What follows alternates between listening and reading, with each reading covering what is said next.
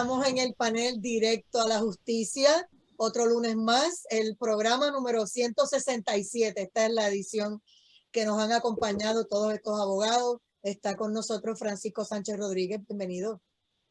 Buenas noches, Adaísa, a ti, al licenciado Carlos Rivera Santiago, al licenciado José Torres Nolasco, a todos los que nos escuchan por las ondas radiales y por digitales, hoy 29 de agosto del 2022, para estar otro lunes más con ustedes compartiendo los temas legales de interés que acapararon la semana pasada y que es bueno repasar de principios de semana. Así que buenas noches a todos. Así es, desde la famosa cita se sacrificó el abogado de recaudador que favoreció a Pedro Pierluisi, que se quedó callado, y de eso vamos a hablar, hasta el incidente donde guardia desarmado es asesinado vilmente por un individuo en el distrito T-Mobile, y de todo eso vamos a hablar. Licenciado Carlos Rivera Santiago, hola. Saludos, buenas tardes, Adagisa, licenciado Francisco Sánchez y licenciado Torres Nolasco, y como siempre un privilegio estar aquí contigo, ¿verdad? Los lunes. Y definitivo, muchas noticias lamentables también que discutir, esa situación del distrito de T-Mobile que vamos a estar hablando, que definitivamente sé que tiene muchas personas consternadas. Así es, y el licenciado José Torres Nolasco, hola. Muy buenas noches, Adaísa, muy buenas noches al licenciado Santiago, al licenciado Sánchez y a todos esos radioescuchas y a don Luis Lajara, si sigue de los controles. Bueno, pues vamos contigo, Francisco. Comenzamos con este mismo primer caso que acabo de mencionar. Pues sí, mira, el 26 de agosto supimos, Adaísa, que el Tribunal Federal le impuso a Joseph Fuentes Fernández, que era el líder del Comité Salvemos a Puerto Rico, se le sentenció a 14 meses de prisión, eso es 1 año, 4 meses.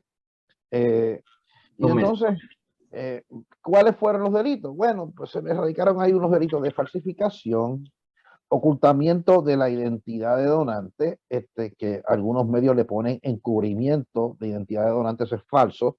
Ese no es el cargo es ocultación de la identidad de donante, que sumaron una cantidad ahí de 495,000 para la campaña Salvemos a Puerto Rico, que era un PAC fuera de la campaña del gobernador, porque aquí todos, como yo hablaba con un amigo mío en el día de ayer, lo que hace mi amigo, a mí me dolerá, pero no me lo puedes atribuir a mí, ¿verdad? Si Carlos Rivera Santiago, mi amigo y hermano, Torres Nolasco, mi amigo y hermano, tomó una equivocación en su vida, no pueden decir que eso es atribuirle a mí, pero bueno, pero como eso es lo que quieren decir, y evidentemente un abogado que todos sabemos la ideología a la que pertenece, indicó que su cliente es un tipo que cree muchísimo en la amistad y que por eso se sacrificó. Y luego dice que el hombre se quedó callado porque cree muchísimo en la amistad y no quiere involucrar a más gente en el asunto, y que es un puertorriqueño de esos que piensan que el soplón no es parte de su DNA. Bueno, te pregunto, antes de arrancar con ese análisis, en ese tipo de comentarios, bien si se lo mandó a decir al abogado o si fue una indiscreción del abogado, ¿realmente no está tirando el medio a las personas que estaban alrededor de él? ¿Los perjudicó? Pero las personas que están alrededor de ahí fueron los que hicieron donaciones directamente de ese PAC. O sea, ahí no tiene a nadie a quien involucrar que no sean las personas que hicieron donaciones a ese PAC, ¿verdad? Claro, otros dirán que eso iría más allá y van entonces al campo de la especulación, que en eso yo no entro, ¿verdad? Que quién dio instrucciones, si las instrucciones las dio aquel, que aquel queda qué sé yo qué del otro. Y yo en esas cosas no, porque eso es irresponsable, ¿verdad? Desde el punto de vista de un abogado, eso es una cuestión muy irresponsable, ¿no? Fíjate, y quédate con las palabras que fueron más, digamos yo, más atinadas, más a tono con las circunstancias, las del fiscal Stephen Muldrow, ¿verdad? Donde dice que ellos respetan la fiscalía, ¿verdad? La sentencia del juez, cree que es un mensaje bien claro, yo no sé si eso es claro o no, porque 14 meses, ¿no? Y es lamentable que una persona exitosa vaya 14 meses a prisión, pero eso es lo que pasó, ¿no? Y entonces dijo que si quiere cooperar con el gobierno, tiene que cooperar diciendo completamente la verdad. Y que una de las consecuencias de Fuentes fue que decidió, dice el fiscal federal, no decir la verdad o no decir toda la verdad, y que por eso recibió una una condena de 14 meses. Pero ¿cuánto, primero que nada, cuánto es lo que está en el estatuto? No, no lo he verificado, así que no sé cuánto fluctúa, pero evidentemente tenemos que saber que la pena impuesta está dentro de lo que dispone el estatuto, ¿verdad? Pero este señor se declaró culpable el 5 de mayo del año 2022, en este año, y lo sentenciaron ahora a 14 meses.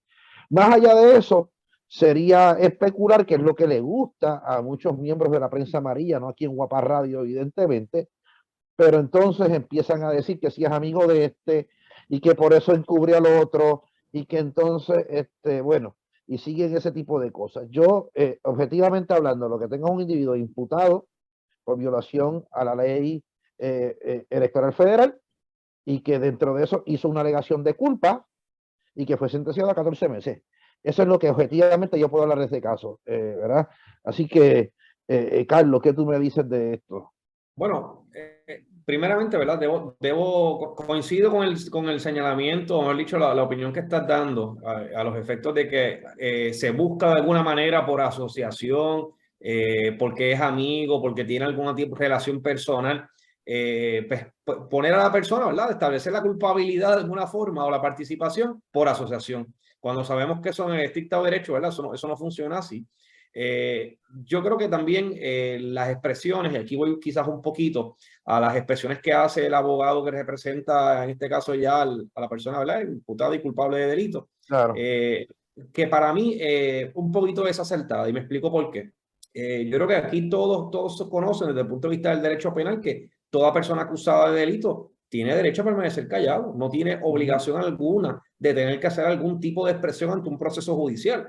De igual manera, ¿verdad? Como ocurre en los trámites ordinarios de casos también ante los tribunales, una persona puede hacer alegación de culpabilidad por el delito imputado y no se le tiene que pedir ningún requisito particular para hacer alegación de culpabilidad, así que la persona no tiene que hacer mayor expresión que decir quiero hacer alegación de culpabilidad, se lo transmita a su representante legal y así puede hacerlo.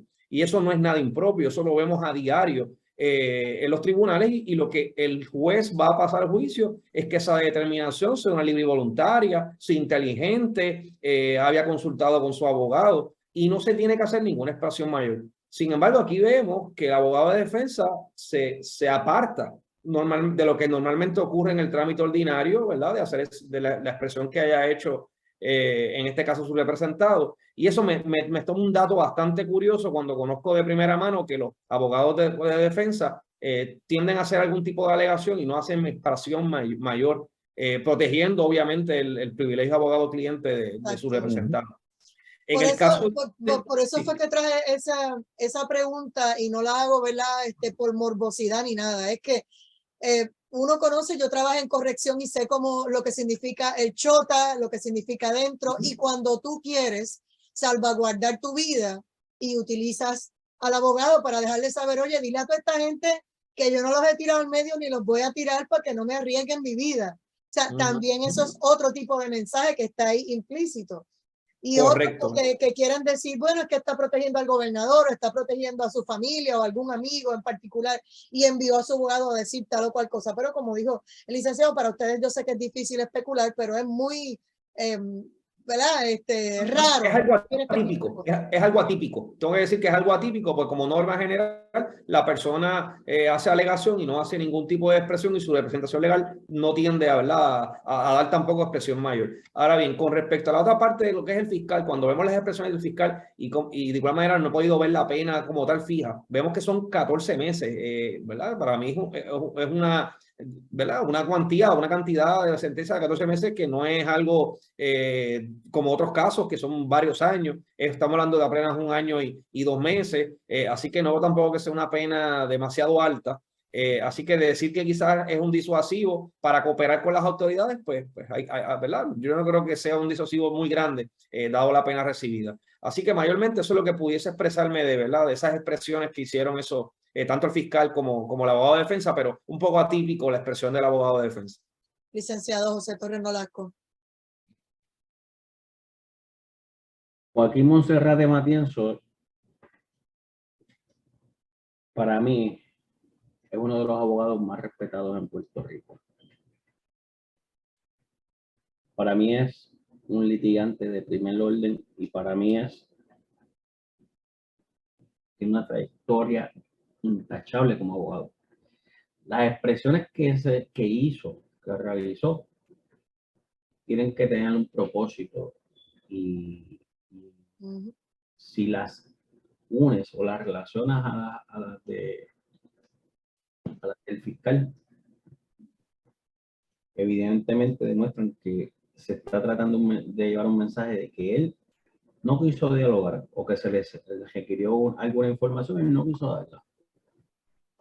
Que se le pidió que cooperara y él no lo hizo.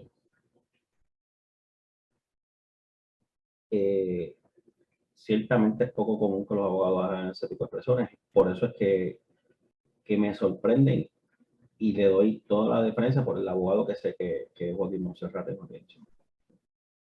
De hecho, me sorprendió que tuviese este caso, que entiendo que ya no quiere retirarse pronto. En cuanto a, yo creo que no hay mucho que abundar. Él registró una alegación de culpabilidad. Esto es un caso que no se vio. Debo entender que la sentencia se atempera a esa alegación de culpabilidad, independientemente no haya un acuerdo con el Ministerio Público o no lo hubo, ¿verdad?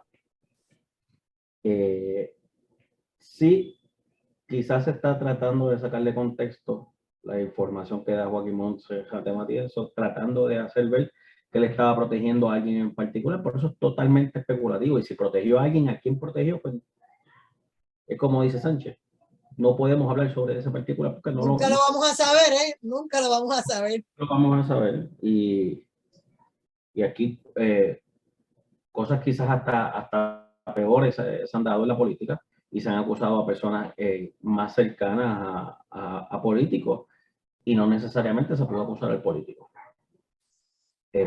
Puedo hablar de los casos de Acevedo Vilá, que trajeron a muchos culpables y a él no lo trajeron no culpable. Muchos hicieron alegación de culpabilidad y él no. Puedo hablar de personas allegadas a Rosselló Padre, unos hicieron una alegación de culpabilidad. Nunca se pudo, si había algún vínculo con él, nunca se pudo traer. De igual forma, son cosas que se van a quedar en el marco de la especulación y la realidad es que como abogados tenemos la obligación de reconocer que hasta que no se acuse a una persona y no salga culpable, no hay caso en contra de eso. Y debemos respetarlo porque es tema de justicia y que nosotros en cierto modo trabajamos, nos guste o no nos guste, estemos de acuerdo o no de acuerdo con las decisiones. Es un sistema de pesos y contrapesos en el cual a veces es un poquito más justo y a veces un poquito menos injusto. Y de eso se trata la justicia, básicamente. Vamos con el próximo tema, que yo sé que nos va a tomar también un tiempito, y es lo de las protestas en el viejo San Juan, los pros y contras entre manifestantes y la policía de Puerto Rico, los alegatos de un lado y el otro, y obviamente pues más adelante vamos a hablar también del caso del asesinato en el distrito T-Mobile de un guardia de seguridad desarmado. Adelante, Francisco. Mira, este asesinato que me parece que ocurrió el sábado, ustedes me corrigen, muchachos, no sé, me parece que fue el sábado o domingo, no, sábado. Sábado de madrugada. Sábado de madrugada. Exacto, casi las 12 de la noche. Sí, sí. Mira, tú sabes que empiezan una serie de manifestaciones en la Fortaleza el día 25, el jueves 25, que eran las convocatorias. Estamos hablando de las agresiones en el Capitolio. Sí, vamos a arrancar con las protestas. Vamos a arrancar con las protestas primero, no entrar en el asesinato ese, vamos con esto. Mira, el 25 empezaron una serie de protestas en la Fortaleza, de gente solicitando la cancelación del contrato de Luma. Gente que en su mayoría ni desconocen, no conocen nada de cuál es el andamiaje legal que regula esta cosa, porque, vamos, esto es una noción básica de, como sabemos acá nosotros, obligaciones y contratos. Yo contrato con Adagisa una cosa, ¿verdad? Y y vamos a suponer que sea un contrato a término de servicios profesionales, Y bueno, pues Adaísa me puede votar cuando yo quiera, pero si soy abogado, porque la ley dice que uno puede votar al abogado cuando a mí me dé la gana. Pero si es otro tipo de servicio, no es tan sencillo. Tendría que Adaísa tener una causal legal para que ese despido mío no sea injusto y no sea ilegal, ¿verdad? Entonces, aquí tenemos un contrato donde Luma, el gobierno contrata unas cosas de que, mire, usted va a sustituir la Autoridad de Energía Eléctrica, usted va a administrar no el sistema allá de generación, sino el sistema que le va a dar luz a todo Puerto Rico, ¿verdad? Y entonces el contrato tiene una serie de cláusulas y condiciones, y mientras no exista una violación de cláusulas o condiciones, el contrato tiene que seguir vigente, ¿verdad? Y entonces la gente yo la veo opinando, unos por una razón y otros por otra, pero si no hay un quebrantamiento, un breach of contract, dicen los americanos, pues usted no puede rescindir ese contrato, ¿verdad? Así porque sí. Tiene que haber una violación específica de las cláusulas y condiciones de ese contrato. Pero puede rescindirle el contrato, lo que pasa es que va a tener unas repercusiones legales. Claro, va a tener un breach. De poder se puede hacer cualquier cosa, ¿verdad? De poder las yo puedo multas matar que hay que pagar, ¿no? Los intereses y todas esas cosas. Multa, una demanda por incumplimiento de contratos. Y la demanda por incumplimiento, porque es como yo puedo matar a otra persona, ahora depende en qué circunstancias, y la puedo matar de las circunstancias que a mí me dé la gana, puede ser en ocasión de legítima defensa o que no. Y si no es en ocasión de legítima defensa, pues me tienen que acusar de asesinato. Usted puede hacerle todo en este país. Lo importante es que las consecuencias están ahí y uno tiene que someterse a eso. Bueno, entonces la gente sigue llegando allí y ya vimos que el primer día, ¿verdad? Empiezan esta gente como siempre ocurre en este tipo de manifestaciones, a dañar la cosa, porque todo iba bien, hasta que un momento empiezan a atacar a la policía, y 5 policías fueron heridos, resultaron con heridas el primer día. El primer día. Eso obviamente provoca que el comisionado de la policía, ¿verdad? Y que de hecho de evidencia que se recopiló allí se llevaron palas de construcción, bloques de construcción, ollas, huevos fermentados. Evidentemente el huevo fermentado usted no lo lleva para comérselo, ni para freír allí, ni para cocinar allí, ¿ok? Adoquines que sacaron con las palas y se los arrojaban a la policía. Todas esas cosas para agredir policía, que es un delito. ¿Ves? Entonces, dice el propio comisionado, mire, que dice que es un grupo que es el mismo que fue a San Lorenzo, que fue a Rincón, que está yendo a todas estas protestistas a fastidiar con una agenda que no es la causa de la manifestación, sino es fastidiar por fastidiar, como lo decía un amigo mío que yo tenía en bachillerato, ¿verdad? Y eso fue lo que pasó aquí, buscar protagonismo, fastidiar, como hace este individuo que corrió hasta para gobernador, que lo hace, aprovecha cada cosa y cada issue para protestar, y con esto envalentona a los rebeldes que lo que protestan es por protestar sin conocimiento de causa alguna, para tener, como dice el comisionado, una primera plana o para tener una audiencia, ¿verdad? Y entonces, por otro lado, en ese primer día, aparentemente se agrede por la policía sin querer a un fotoperiodista. Bueno, y el comisionado muy bien lo hizo, me parece a mí cortésmente, ¿verdad? Llama al fotoperiodista, pide disculpas, le pregunta cómo se siente, dice que se siente bien. Bueno, pues hizo una admisión. Ya la demanda se la cuadró bastante al individuo. Ya es cuestión de bregar con los daños, pero se la cuadró, ¿verdad? Y bueno, eso fue el primer día. Y el primer día también se arrestó a una mujer ahí que el nombre, la identidad se desconoce, al individuo de siempre, este personaje que le llaman Tito Kayak, y eso debe estar radicándose en esta misma semana, ¿verdad? Luego entonces sigue la misma cosa, empezaron a agredir a la policía, dañaron propiedad privada, ya 5 agentes de la policía más 4 personas, hubo 5 agentes heridos, 4 personas heridas también, y 4 personas fueron arrestadas ya en el segundo día de los incidentes, ¿verdad? Y nuevamente entonces el portavoz del negociado de la policía dice, y se lo plantea con mucha razón, que es lo que planteábamos ahora en el principio, ¿para qué tú llevas huevos a una manifestación, ¿verdad? Huevos putrefactos, ¿verdad? ¿Para qué llevas adoquines? ¿Para qué llevas bloques? ¿Para qué llevas esto? Eso a modo de intro. Y Carlos,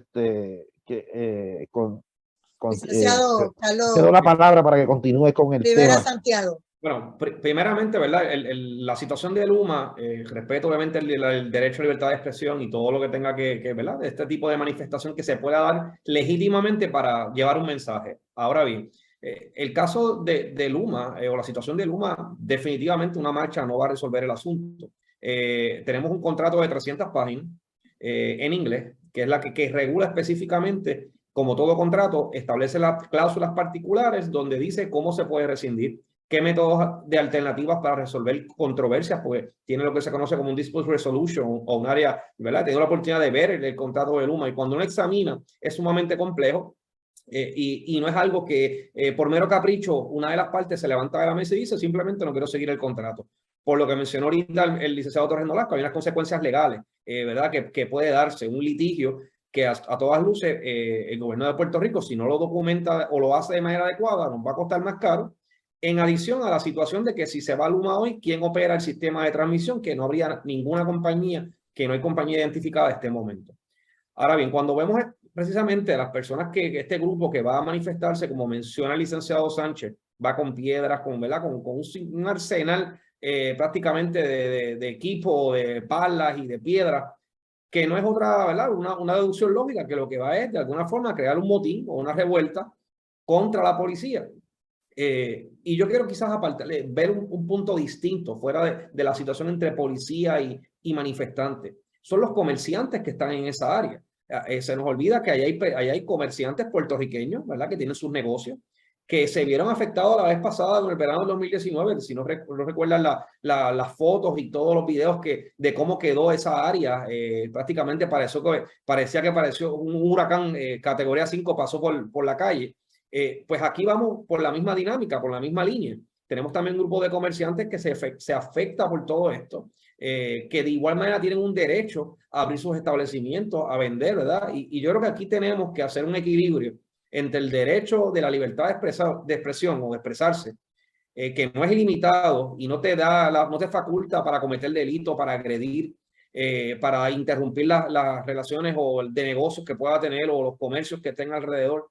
Y yo creo que ahí es que tenemos el gran problema. Yo creo que hay personas que genuinamente podrán ir a manifestarse, pero lamentablemente hay un grupo que va a delinquir. Y hago esta nota para pasarle al licenciado Torres Nolasco el turno. En las redes sociales inclusive se estaba circulando para que fuesen allí a dejar equipos dañados o con desperfecto, lo dejaran tirado allí frente a la calle Fortaleza como protesta. O sea, que ahora también quieren convertir la calle en área de chatarra, de desperdicio, que obviamente le crearía también un problema a los comerciantes y a las personas que residen en el Viejo San Juan, porque allí residen también ciudadanos.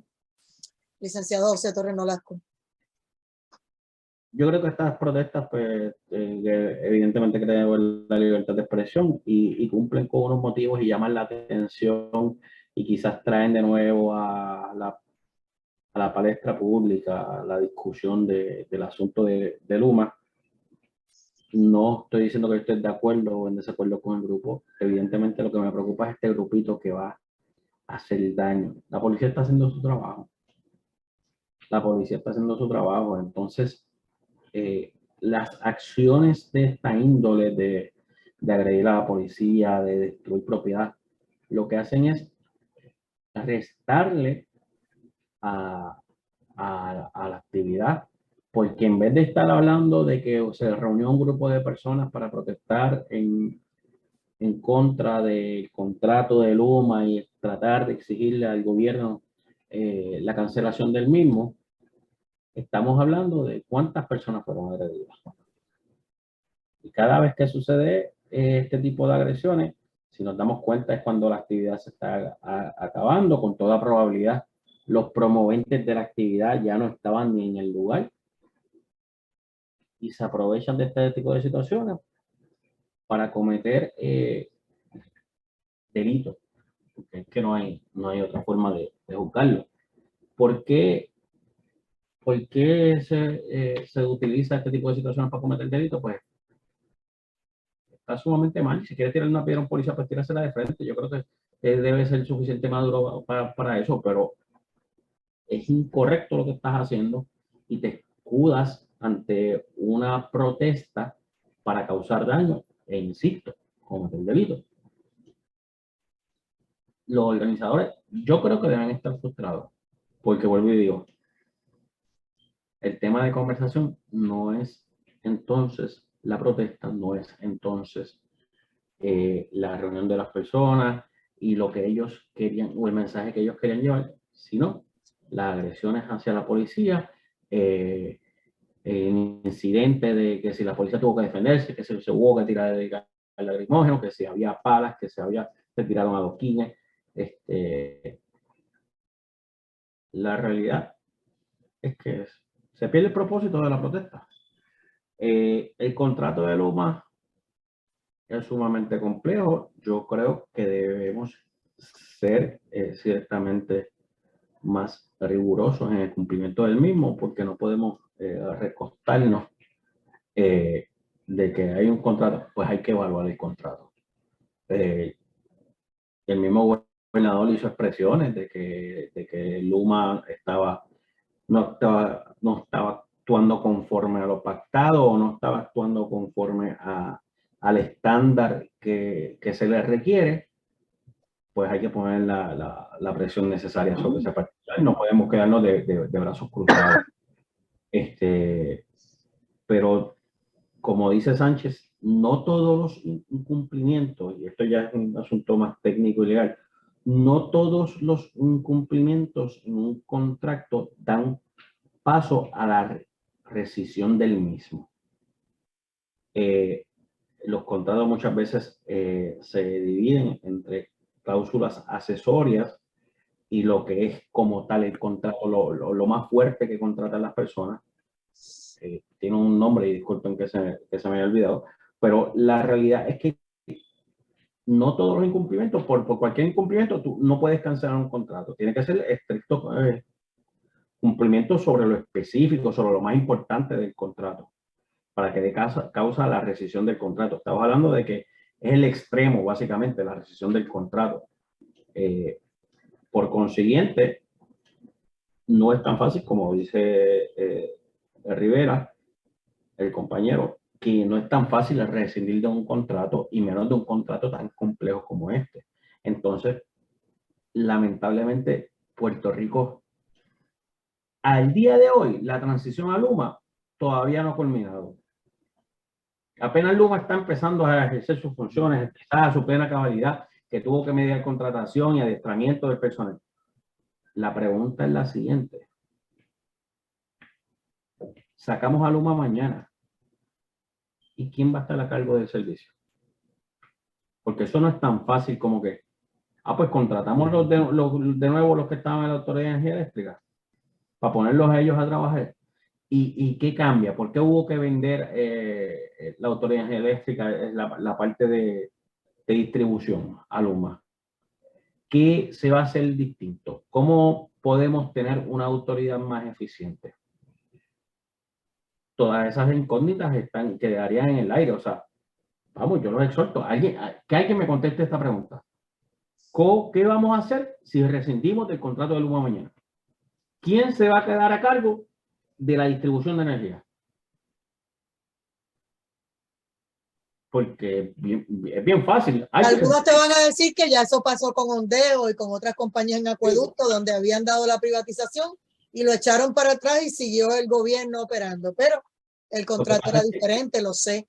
Pero lo que era sumamente distinto y Ondeo se vendió por parte, no es como esta situación ahora, que básicamente la distribución completa se vendió, que es lo más complejo, que es lo que requiere más mantenimiento, que es lo que requiere más el expertise, que muchas de estas personas que trabajan en la Autoridad de Energía Eléctrica, por una razón u otra se retiraron, tienen otros negocios, otros se fueron a vivir a Estados Unidos.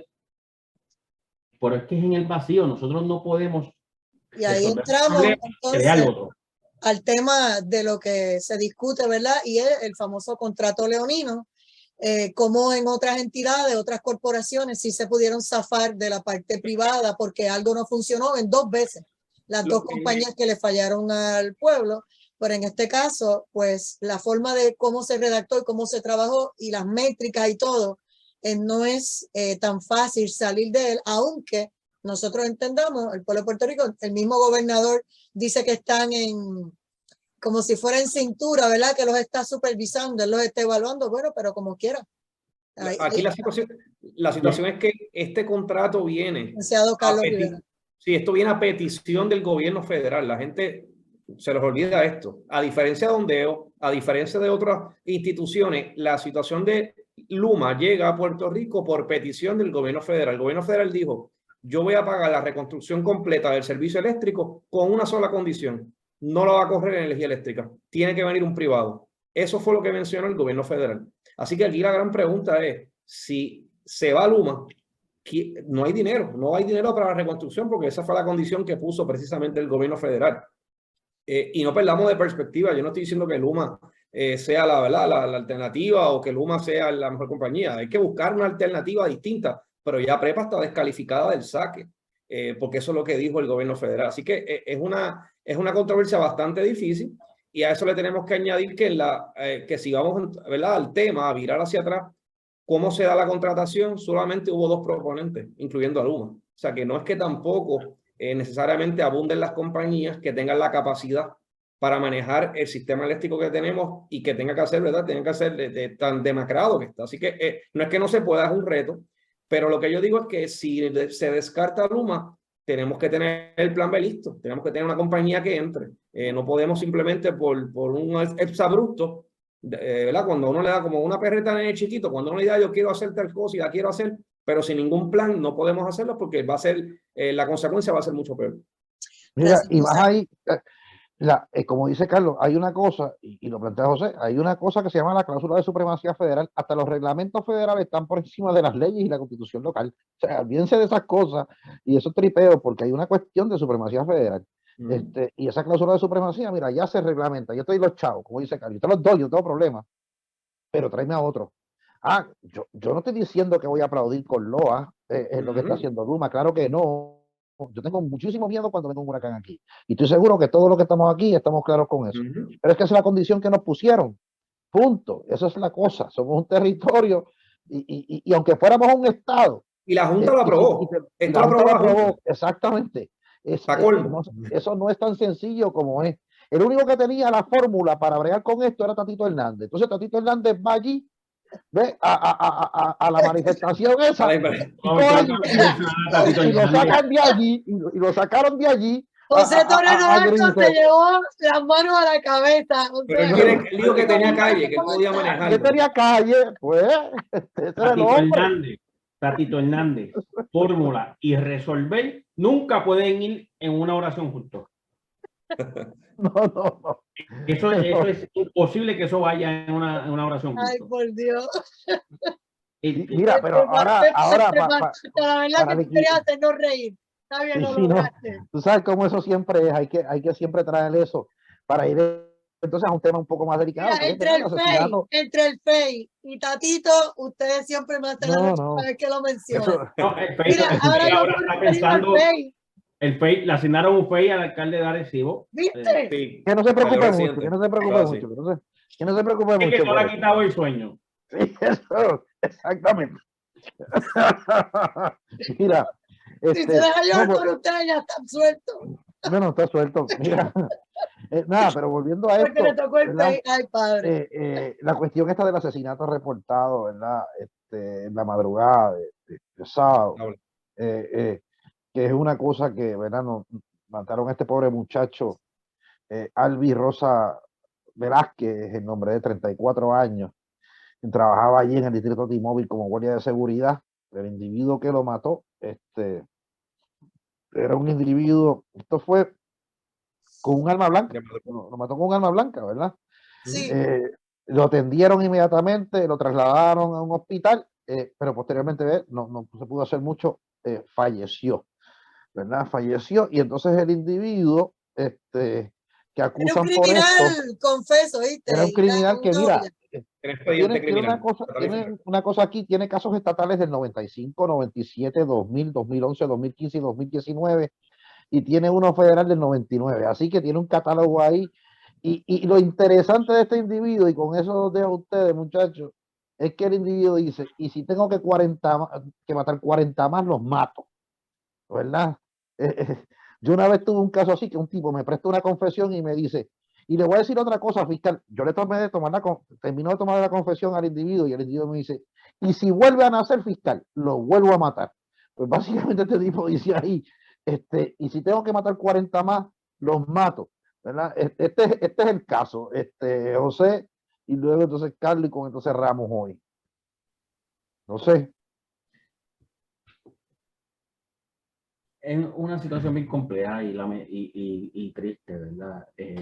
Yo todavía desconozco los pormenores del asunto. De hecho, como parte de la investigación y lo que pude escuchar esta mañana, entiendo que había una fémina que estaba con el caballero que fue acusado y eso estaba en proceso de investigación.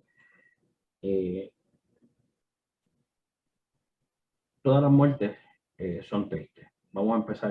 Claro, estamos de acuerdo. Pero cuando se trata de muertes de personas que brindan seguridad, que nos protegen, que tratan de darnos tranquilidad cuando nosotros salimos a la calle a compartir en familia, porque yo he ido a District T-Mobile en varias ocasiones con mi hija, hay unos centros de juego, voy con mi esposa siempre, o sea,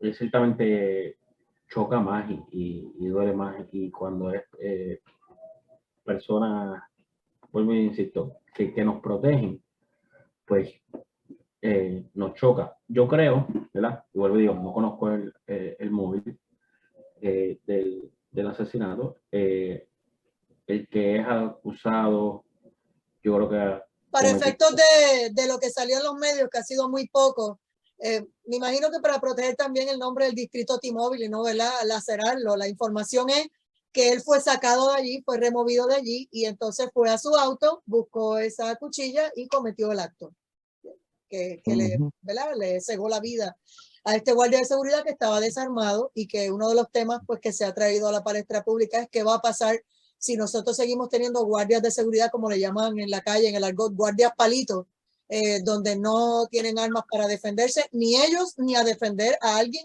que en ese lugar hubiese estado expuesto su vida también. Él no pudo defender su vida, menos la de otro.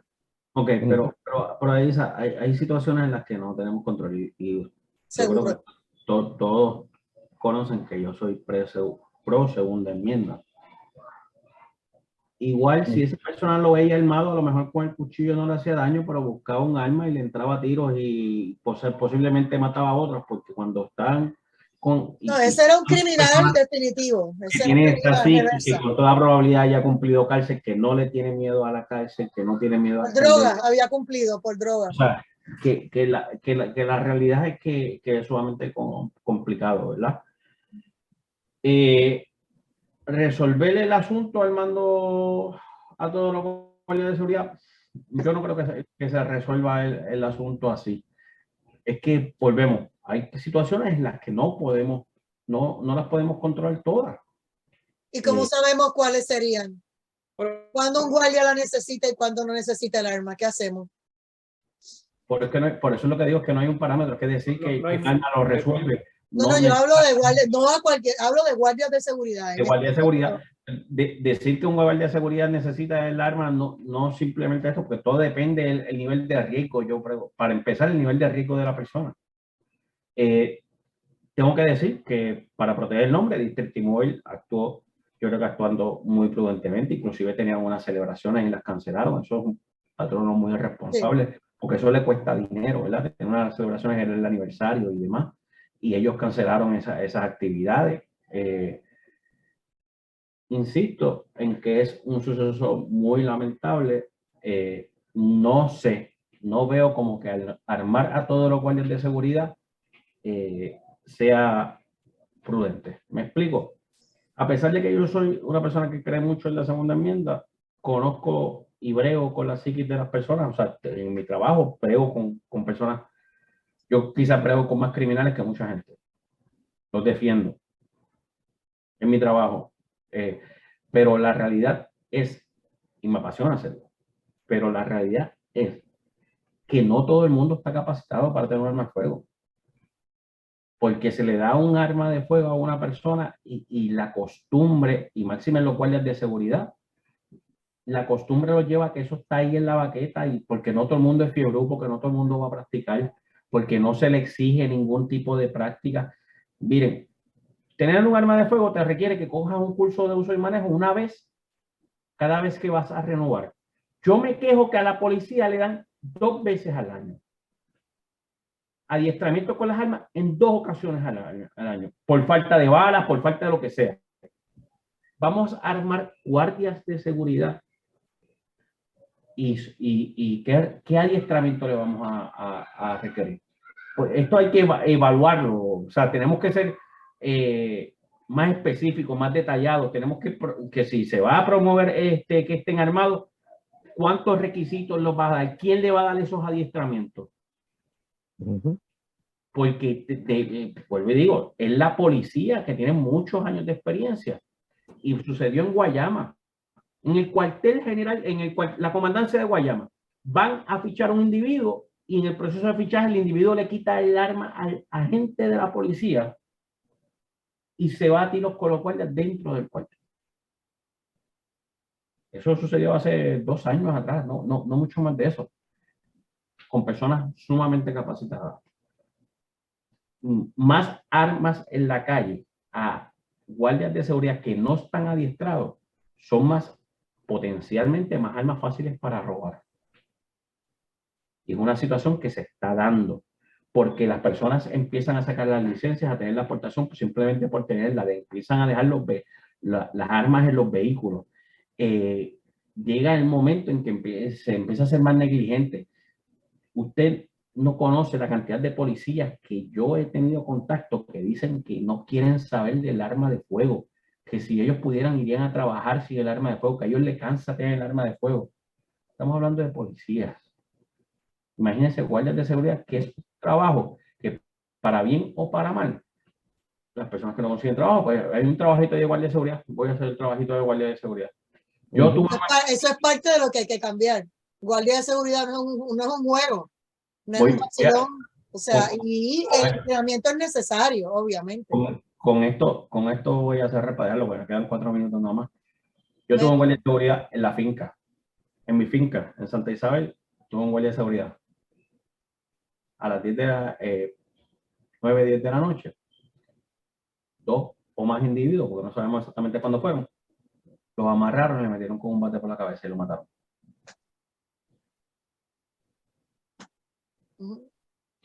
¿Hasta qué punto falta adiestramiento? Los dejo porque si no, se acaba el tiempo y no voy a hablar. Se nos acabó el tiempo, así que Francisco, si vas a comentar algo, pues ya son las 57, tengo que entregar. No, me parece a mí que hemos cubierto por lo menos los temas más importantes, así que definitivamente le agradezco la comparecencia del compañero Torres Nolasco, al compañero Rivera Santiago, darte las gracias a ti, Adajísa, por recibirnos un lunes más aquí en Directo a la Justicia, y nos despedimos entonces hasta el próximo lunes, donde volveremos a hacer este análisis que siempre hacemos todas las semanas para ustedes. Con el favor de Dios, José Torres Nolasco, Francisco Sánchez Rodríguez, Carlos Rivera Santiago, abogados de nuestro país, acompañándonos aquí en Directo a la Justicia. Ya será mañana en otra edición de su programa Directo al Punto. Que la pasen bien, linda noche. Buenas noches. Buenas noches.